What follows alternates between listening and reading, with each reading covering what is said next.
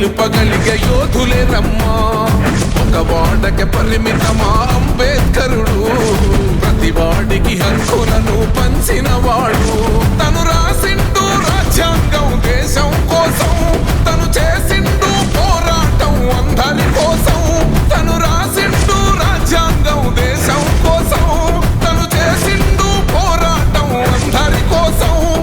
చీకటిని తరిమేసి వెలుగైనాడు. జై భీమ్ జై భీమ్ జనగుండె నినాదం, అందరం ఒకటై గెలవాలి సమాజం. జై భీమ్ జై భీమ్ ఒక యుద్ధ నినాదం, అందరి కోసం గది పోరు ప్రవాహం.